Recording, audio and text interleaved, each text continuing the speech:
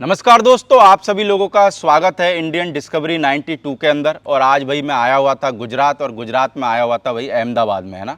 और अहमदाबाद भाई सिटी के अंदर ही एक भाई साहब हैं, बहुत शौक से, और मेरे को लगता है कि बड़े लाड़ प्यार से इन्होंने भाई साहब ने एक बच्ची को रख रखा है। सिर्फ शौक के हिसाब से रख रखा है, कोई बिजनेस नहीं है ना। मेरे को लगता है किसी मार्केट में जाते हैं कभी, बस ये कि सिर्फ शौक है और शौक के हिसाब से रख रखा है। बाकी भाई साहब को घोड़ी रखने का शौक कैसे लगा, ये सारी बातें आज हम इस वीडियो में भाई साहब से जानने वाले हैं। तो भाई साहब नमस्ते, कैसे हो भाई साहब? बस बढ़िया, ठीक हूँ। तो भाई साहब मैं चाहूँगा सबसे पहले एक बार अपना नाम बताएं, और फार्म का नाम, और अपने फार्म की लोकेशन क्या है। मेरा नाम है पटेल भीखाभाई भगवान दास। बिल्कुल। मेरा फार्म का नाम है स्वामी नारायण फार्म। अभी मैंने जो बच्ची या जो ये मैंने पाल रखा है, तो अभी मेरा इसका दूसरा नाम रखा है देवराज टर्ड फार्म। यानी कि आपका फार्म और घर एक ही जगह पे होगा? हाँ, मेरा घर मतलब फार्म ही मेरा रेसिडेंस है। आफ्टर मतलब 2-4 साल से हम लोग फार्म पे ही रह रहे हैं। ओके। कोरोना का पीक था जब से इधर फार्म पे हमने रहना शुरू किया, तो आज मेरा फार्म और रेसिडेंस दोनों एक ही है। यानी कि बिल्कुल शांत है, यानी कि मेरे को लगता है कि आदमी अकेला भी बैठ रहा है तो उसका मन लग जाएगा ना। एकदम अमन है, नर्मदा कैनाल के पास है। ये गांधीनगर जिले का जुंडाल गांव है। हाँ हाँ। वो तो अहमदाबाद और गांधीनगर दोनों के बराबर सेंटर में पड़ता है। और यानी कि पास से नदी भी जा रही है, कभी मन करे तो नदी का यहाँ घूम रहा होगा ना? नर्मदा कैनाल हमारे बगल से गुजर रही है। बिल्कुल। बाकी लोकेशन अच्छी है यानी कि, है ना? बढ़िया लोकेशन, एकदम मिडल सेंटर। तो भाई साहब कितने घोड़ा घोड़ी रख रखे हैं अभी? अभी तो 2 है मेरे पास, एक ये बच्ची है हाँ। और एक बच्चा है। बच्चा है। हाँ। तो हम जो लोगों को वीडियो के अंदर बच्ची दिखा रहे हैं, क्या नाम है बच्ची का? उसका नाम मीरा है। मीरा है। या और अगर मीरा के बाप की बात करें तो मीरा का बाप कौन है? मीरा का बाप जो है ना, वो उदयपुर पैलेस लाइन से रिलेटेड है। उदयपुर महाराजा के जो बच्चे होते हैं, वो दाता दरबार, हमारा गुजरात का एक दाता स्टेट है। अच्छा। अंबाजी के बगल में, जो अंबाजी माँ की पूरी कहानी जुड़ी है दाता दरबार से। बिल्कुल। तो उन्हीं का बच्चा है अश्वराज, अश्वराज। जो जो रिलेट करता है उदयपुर पैलेस से। यानी कि उदयपुर पैलेस लाइन का होगा। हाँ, और अभी खड़ा है दाता दरबार के पास खड़ा है। ओके। वो उनका बाप का नाम है अश्वराज। अश्वराज। और अगर माँ की बात करें तो? इसकी माँ का नाम है बिजली। बिजली। बिजली मतलब तूफान, बिजली। तो माँ किधर है? वो भी दाता दरबार के पास खड़ी है। अच्छा, यानी कि दोनों माँ इनके और माँ बाप बाप दोनों है अभी यानी खड़े कि। हैं दाता दरबार के, उसके दरबार में खड़े हैं दोनों। तो अगर बच्ची की उम्र की बात करें तो उम्र में कितनी? बच्ची की उम्र 35 मंथ हो गया। 35 मंथ। और हाइट में कितनी होगी? हाइट में वो 62 है। 62 इंच। इंच। और अगर बात करें मार्किंग में, तो मार्किंग क्या है घोड़ी की? इनकी मार्किंग में इसका मुख का पट्टा है एकदम बढ़िया। पीछे का एक पाँव अच्छे से धोया हुआ है, दूसरा पाँव में जवाब है, मतलब 2 पाँव हल्का सा है यानी कि। हाँ, हल्का सा है दूसरे पाँव में। तो भाई साहब जैसे बात करें घोड़ी को, कितने टाइम हो गया अपने पास में?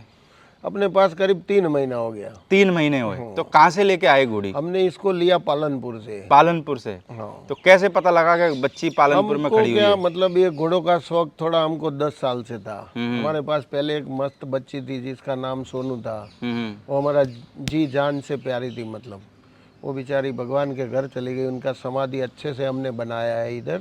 उनका पूरा जैसी थी वैसा फाइन आर्ट से स्टैचू बनाया है। बिल्कुल। तो वो घोड़े का शौक तो अपने में था। हमको थोड़ा ये शौक हो गया, ढूंढते ढूंढते पालनपुर के ये जो बगल में मालन गांव है, वहाँ से बच्ची मिली। हमको पसंद आ गई बड़ी। मतलब जो हमारा दिमाग में सोच था उस हिसाब की बच्ची मिली। यानी दिमाग में जैसा नक्शा बना हुआ होगा बच्ची को लेके, वैसी बच्ची मिल गई। देखो, कोई भी चीज का पहले दिमाग में नक्शा बनता है। बिल्कुल। और वही हिसाब से हमको ये मिली। तो जैसे देखते ही भाई साहब डील डन हो गई कि कुछ टाइम लगाया? नहीं नहीं, बिल्कुल ज्यादा टाइम नहीं लिया। हमने एक बार ठान लिया तो बस ले लिया। इतनी अच्छी बच्ची मिली तो वो सोचने की कोई बात ही नहीं थी।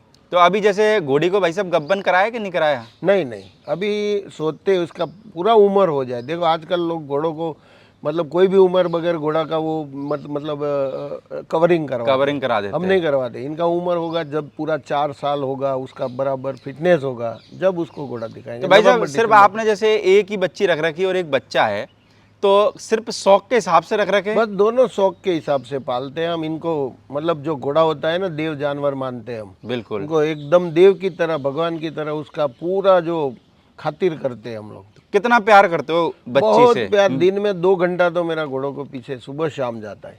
तो कभी कभार नहलाते भी हो क्या? पूरा पक्का नहलाने का, मालिश करने का, उसको प्यार करने का, पप्पी करने का, मतलब बहुत प्यार करते हैं हम घोड़ों से। यानी कि सिर्फ प्यार करने के लिए घोड़ा घोड़ी रख बस रखे। प्यार और कुछ नहीं, ना कोई धंधा करने का, ना कोई नहीं, कुछ नहीं।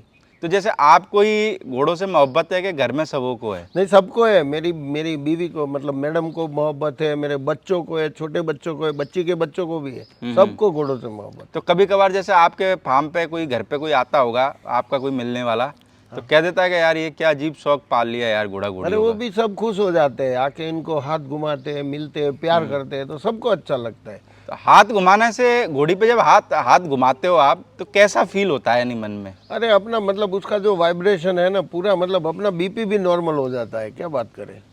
अच्छा। फिर घोड़ा गाय ये तो मतलब बहुत कम लोग के पास होता है, भाग्यशाली लोगों के पास होता है।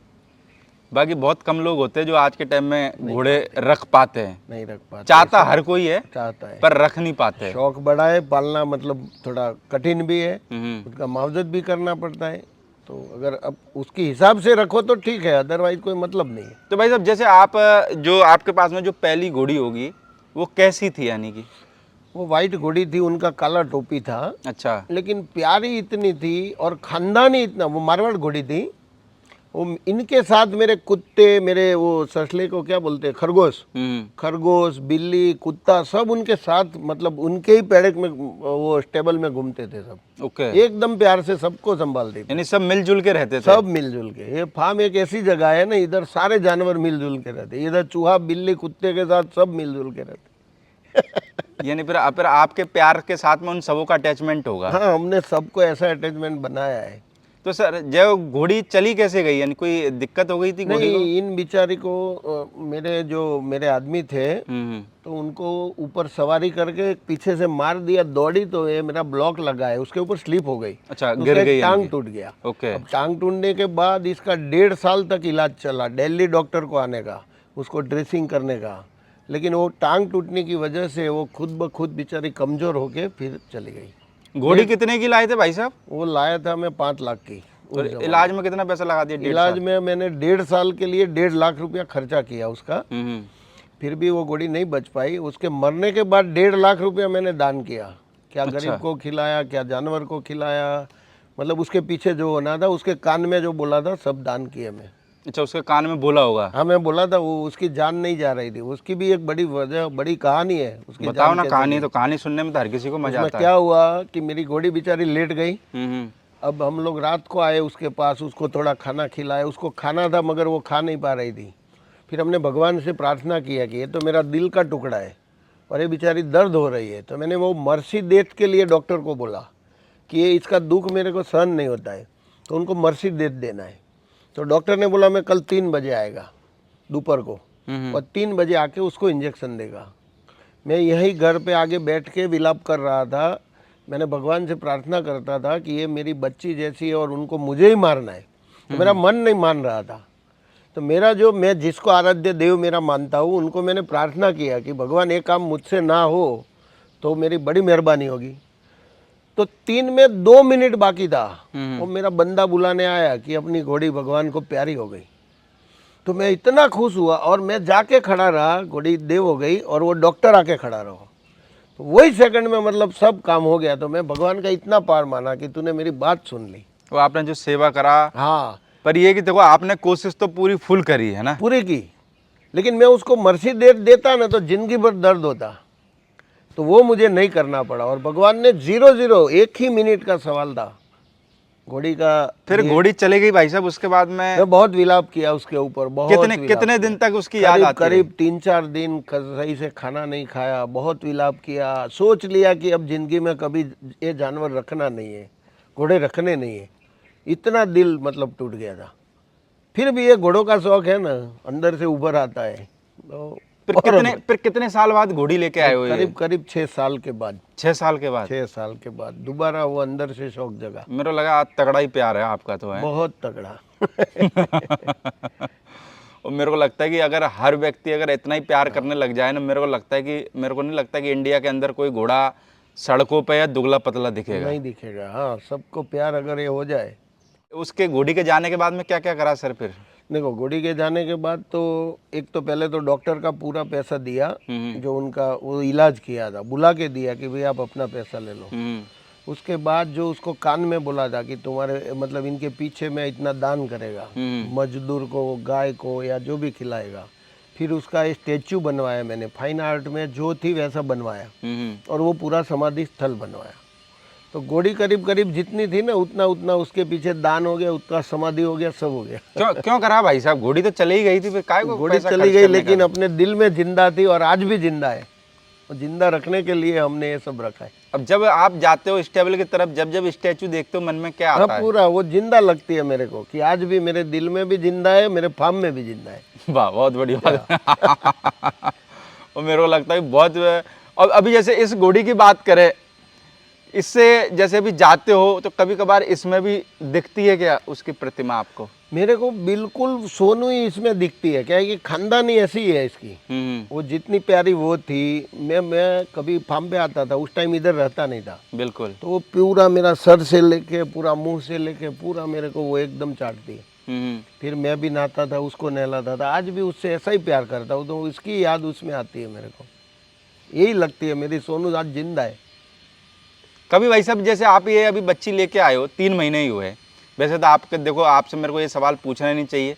इतनी बातें सुन के लोगों को भी ये समझ में आ गया होगा कि आपका सेल परचेज का दूर दूर तक कोई नाता रिश्ता नहीं है, सिर्फ शौक से रखते हो। बिल्कुल। पर जब भी आप जैसे बच्ची लेके आए तो कोई बोला क्या भाई साहब ये बच्ची सेल करने की है? हाँ, आ गए ना, कितने लोग आ गए। इतने में दे दो, इतने में। हम पैसा नहीं बोलेंगे, हमने ही बोला कि हम इसका कोई मतलब इसका ये वैल्यू वाली चीज हो गई, अब इसका कीमत नहीं हो सकता है। फिर आपके different between price and value. फिर तो आपके लिए सोनू ही हो गई है। सोना हो गया ये। सोनू बोलो, ओरिजिनल स्विट्जरलैंड लगड़ी बोलो। देखो एक चीज पक्का है, मेरे उधर कोई भी जानवर आता है वो भगवान के घर तक शायद अपने पास ही रहता है, उतना प्यार है। तो इसका तो अब कीमत तो हो नहीं सकता है। बाकी तो आप सब रखते हो, कछुआ वछुआ, सब छोटे मोटे सब जानवर, कुत्ते, कछुए। और मैं तो सबको बोलता हूँ कि जो जानवर अपने गेट के अंदर आ गया शायद वो भगवान के घर तक इधर रहता है। यानी एनिमल लवर हो पूरे। मैं भी, हम चले जाएंगे शायद ये लोग रहेंगे। चलो भाई साहब, बहुत बढ़िया लगा आपसे बात करके। और मेरे को लगता है कि भाई जो भी घोड़े वाले देख रहे हैं, अपने घोड़ा घोड़ियों से इतनी मोहब्बत करो कि मेरे को लगता है कि ऊपर जाने के बाद में भी वो घोड़ा घोड़ी बोलेगा यार अगले बार मेरे को जन्म इसी फार्म के अंदर मिलेगा। क्यों भाई साहब? सही है। चलो भाई साहब, बहुत बहुत शुक्रिया भाई साहब, बहुत अच्छा लगा बात करके। और मेरे को लगता है कि बहुत दिनों बाद कोई ऐसा हॉर्स लवर मिला जिसने ऐसी बातें करी जो देख बोलता है ना कि दिल को टच कर जाए। ये समझ में आए कि यार लोग कहाँ तक अपने घोड़ा घोड़ी को मोहब्बत कर सकते हैं। चलो, ओके, थैंक यू।